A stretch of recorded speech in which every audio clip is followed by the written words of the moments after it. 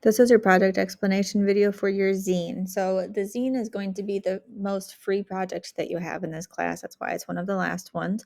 And you get choice over basically everything that it is. So what is it? It is a handmade booklet that was meant to be copied and given out to the masses for free, like a personalized magazine. So it is typically illustrated like a short story or a comic. Zines can cover a variety of topics through many different methods. It can tell a short story or provide information on a topic through words and illustrations. So it's meant to be like a miniature version of a magazine that was self-published and produced by smaller artists, not by mass media. So they were really founded by like art communities and art colleges that wanted to share their artwork and share their message with one another without having to go through mainstream media. So after you're done watching this video, I want you to watch this one, which gives a better explanation on what a zine is. What will you be doing? You'll be making one. You can choose to tell a story that already exists. You can create a new story. You can share information on a topic. You can do whatever, as long as it breaks down into a little booklet, a little magazine that has one title page followed by 7 pages of pure information. So the information could be a story of how your cat scratched up your curtains, and you can have a title page and then tell the story through images, through words, as long as the pages are filled.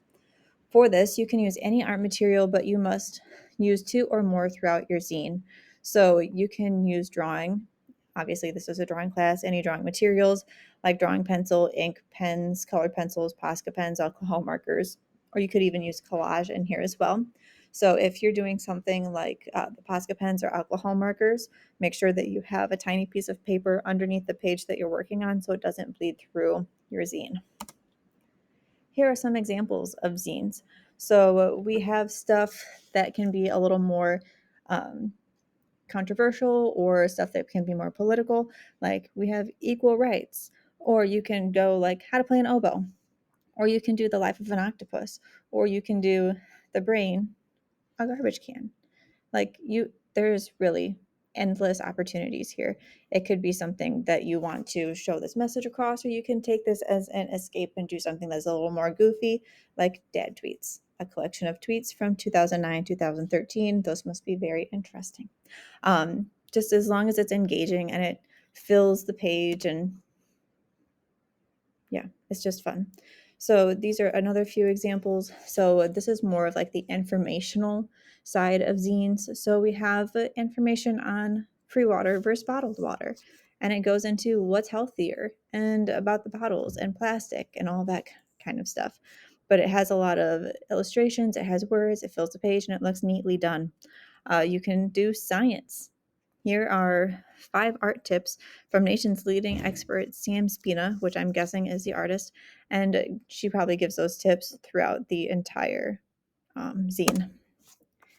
Here are a few more examples that are a little bit less serious, like drawings based on sculptures based on drawings, or the feelings of plants, or these look like snapshots of different mountains that this person has seen. This one gives a little bit more of the collage aspect. So we have a face, and then the face can open. Wow. I know these ones are blurry, but they look really cool. And these give a more surrealist feel to it, the real and unreal people, where it's a combination of human aspects and animal aspects. And I think this one is done in all ink. This one is print made, but I really like the way that it's displayed. We have anxiety, or stylish pets, or a cat's state of mind, which probably also relates to anxiety and stylish pets. Or you have more interactive ones where it's like a mushroom. Art student vomit, don't know what's in that one, but probably looks cool. And just a lot of different styles. Now that you've seen a few examples of a few zines, here are your project requirements. So your zine must have 8 pages, that is 1 title page and 7 illustration page. You had a title page for your zine that had the title written on it. You also need your name on it. You demonstrated a narrative in some way, shape, or form. Your zine is folded, and then it goes into your zine pages that were illustrated fully using proper craftsmanship. So there's on the neatness. You need to have an original and creative idea. Don't just steal the emotional cats. Like, make something on your own that you are going to be interested in.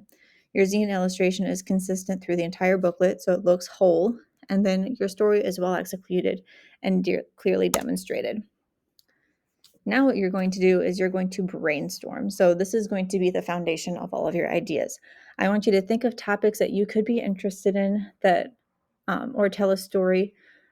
It could be your story that you choose could be a romance, mystery, comedy, drama, whatever. It could be something serious or something completely made up. To help with your brainstorming, I want you to come up with 3 topics or stories that you could tell through your zine.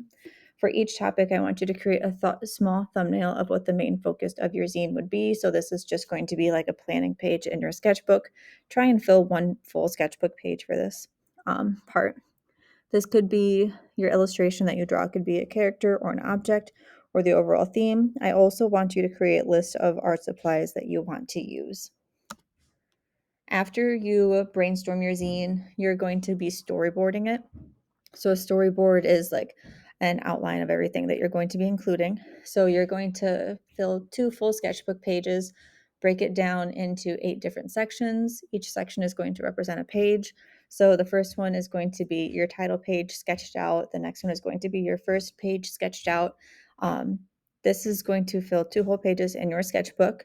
It's just a sketch. There's no need to include color, but you can if you want. I want you to make sure that you include all elements that will be present in your zine. So this includes any imagery, sketches, and words that you're going to include. Next, you're going to fold your paper. To learn how, watch that instructional video. Then you're going to start actually making your zine. So once your booklet is folded, you're going to start adding in your sketches. Obviously, sketch lightly and plan out every page before you color it. Make sure that you're filling every page with content. Then you're going to start applying color and shading and really working on your zine itself.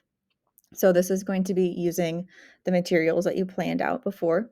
Again, if you're using marker or Sharpie, put a piece of paper behind the page you're working on so it doesn't bleed through, and take your time and use proper craftsmanship.